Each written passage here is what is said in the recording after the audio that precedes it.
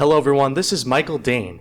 I'm here with U.S. Senator Mike Braun of the great state of Indiana. Senator, thank you so much for joining us today. My pleasure. Of course. Well, Senator, you're here at Catholic University tonight to talk about your journey to the U.S. Senate. So can you give us a little bit of a preview of what that journey was like for you and how it's ultimately impacted you throughout your time in the Senate? So the journey for me was a little different from most senators because I kind of came out of nowhere when I decided to run. I was on a school board for 10 years, from 04 to 14, and then got the call from our local state legislator that was a state representative to see if I'd be interested in running for that seat when he decided to run for state senate. And that original call for school board actually came in for my wife. So I wonder, had she decided to do it, which she did, and said maybe my husband would be interested, and did that for 10 years, and then said yes to running for a state rep, and I got elected 2 terms, and we went there for infrastructure, which we were lacking in my part of the state, and got a bill or 2 passed there, and then I decided to not run for a 3rd term, but I was going to finish out the second year of the 2nd term, but then I decided to run for U.S. Senate. So that's an unusual trajectory, because try explaining to your wife and your family when the first poll comes out and you have to round up to 1%. So that's the way my journey started, but I put a good plan together, based it on the state being ready for somebody as an outsider to represent them in D.C., and took on 2 congressmen and beat them with a pretty decent margin, and then had to run against our sitting senator, Joe Donnelly, and won by 6 points or so in the general election. So been here 4 years and hadn't been a dull moment in that time. So. Well, Senator, you've served your state in many capacities, and you've almost completed a full term as a U.S. Senator. Can you explain what your most memorable experience was serving in the U.S. Senate? Well, that's going to be a lot of them, but when I got there, the government was shut down, so we really were in kind of a period of doldrums there. It was kind of regular business. I went there to weigh in on health care. I've always been a conservationist, wanted to get involved in that part of it.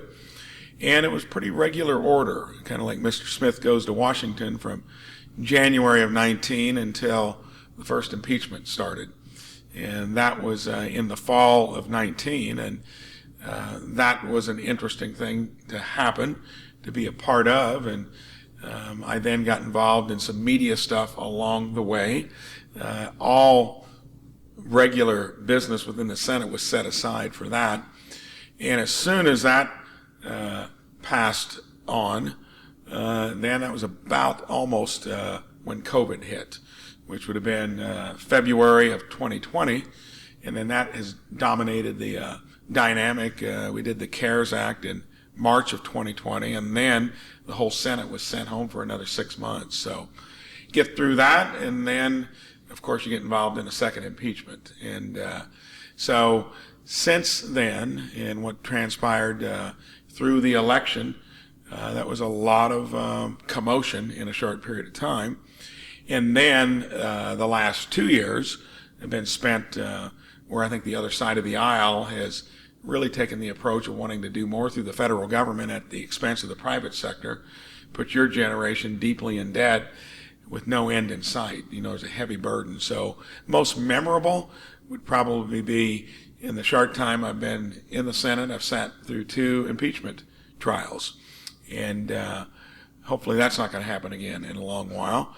And then we still, as a freshman Senate office, got more legislation passed than any Republican senator or congressman in 21 of some substance, and we'll be right there when they do all the accounting for that in 22. So we've been an active freshman Senate office, and it's we've been engaging. We pursue it robustly, and probably those 2 bookend impeachments would be something that hardly has ever occurred in the future of or in the past of our country, and hopefully not in the future again soon. Well, Senator, your faith is certainly something that we notice and we see very clearly. As a Catholic, how has your faith motivated you to serve the people of Indiana, and how has it impacted policy decisions in the U.S. Senate? So I actually, there are 2 things that you can do if you're interested. You can attend the prayer breakfast that we have among probably 15 to 20 senators, generally every Wednesday morning. And then if you're wanting to delve in a little more, there is a Bible class for senators that is probably intended by 8 to 12 senators. And I have done that the last year, and will do that the remaining 2 years. But faith for me, I come from the most Catholic place in the state of Indiana. In our county, when I grew up, of 28,000 people, my hometown 8,000, which now is a booming 18,000 in Jasper, and 42,000 people in the county. We've got 11 parishes, and we have 3 in my hometown that have stayed strong. So I was blessed with faith, family, community, and had that basically as my context, my mentors, and didn't really appreciate it until we lived away for 2 years. And my wife and I decided back in the late 70s to move back, to raise a family, raise that family in a faith-based context. We had been raised in one. When I was young, I was a choir boy, I was a server, I was a lector, did the whole works, and never really appreciated it because it was mostly out of obligation. You come back, you raise your own family, you take a different viewpoint. Absolutely, and I don't mean to spook you, but 2024 is creeping up on us. Can you explain your potential future political endeavors? So I declared in early December to come back to Indiana and run for governor. Big believer in term limits. We need them more than I ever imagined. The people that have been running the show here, I don't think have produced the results on both sides of the aisle. I was not going to do it more than 2 terms, and life is never simple. So running for governor, same time as running for a second term for Senate. So I decided to come back, run for governor. It's been well received, and we're in good shape. I got 2 opponents. Had I run for second term for Senate, I probably would have been unopposed, but I never measure things by maybe how difficult they're going to be. I want to measure it by how much impact you can have, and then put a good game plan together, and we did that in 2018. Remember, I started with 1%. I feel good about winning the gubernatorial race. Senator Mike Braun, a Republican from Indiana. Senator, thank you so much for your time. My pleasure.